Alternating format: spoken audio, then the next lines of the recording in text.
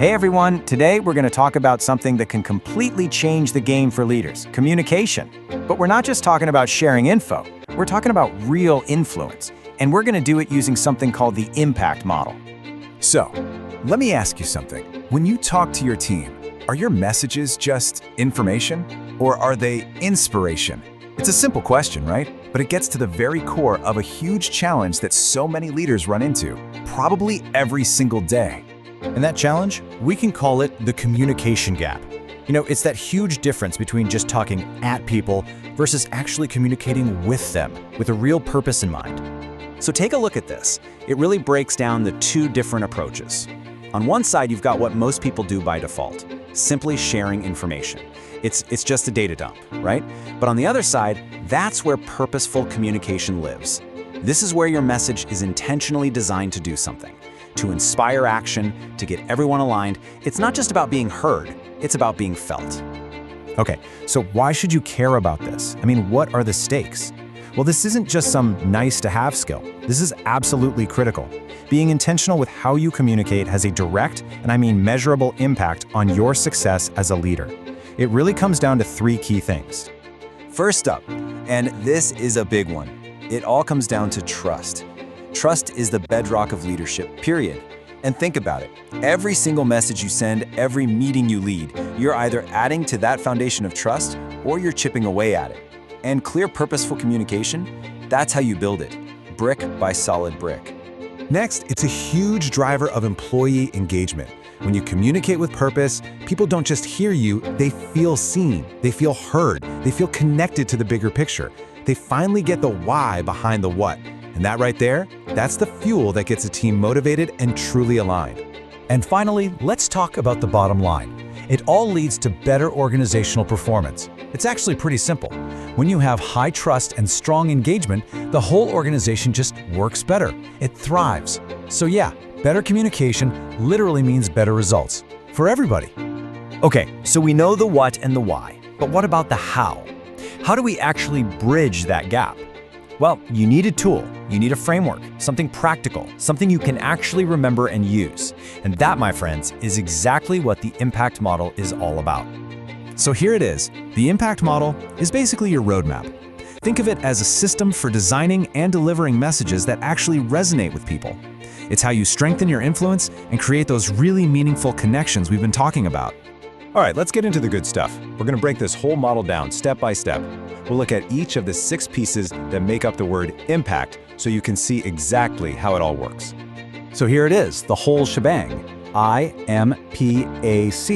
Investigation, medium, planning, allies, content, and testing.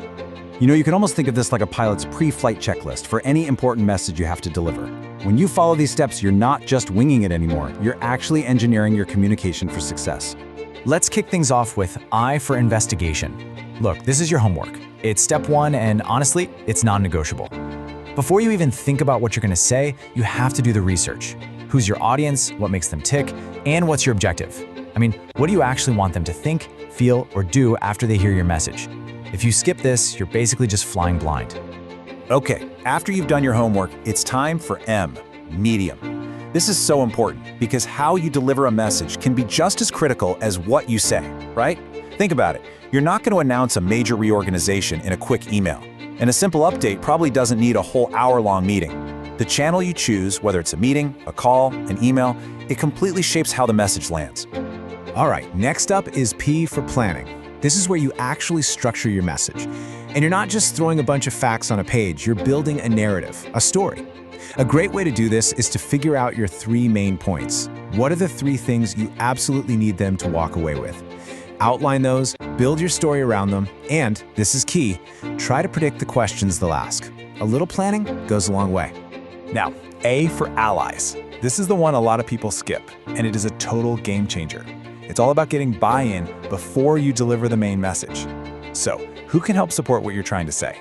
Who can you talk to beforehand to build a little consensus? Getting people on your side before the big announcement. That is how you walk into a room with support already baked in.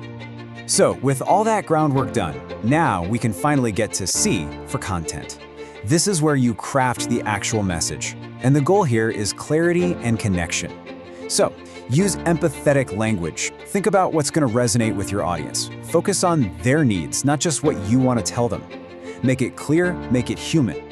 And last but definitely not least, we have T for testing. Seriously, you wouldn't release a product without testing it, right? So why would you deliver a super important message without rehearsing? Say it out loud. Even better, run it by a colleague you trust. Get some feedback. A quick test run can make all the difference in how your message is received when it really counts. So there you have it. Investigation, medium, planning, allies, content, and testing. That's the whole impact model. Now that you know the pieces, let's talk about putting it into action. Because this isn't just some abstract theory. This is your actual path to becoming a more influential leader. And this really sums it all up perfectly. At the end of the day, being intentional and empathetic in your communication, that's how you build influence. It's how you create real connections across the entire organization. And those connections, that's what drives real success. So I want to leave you with one final thought, a question to take with you. Think about that next big presentation you've got coming up, or that important email you need to write. What is the very first message you're going to design using this framework? What's the first thing you'll communicate with real impact?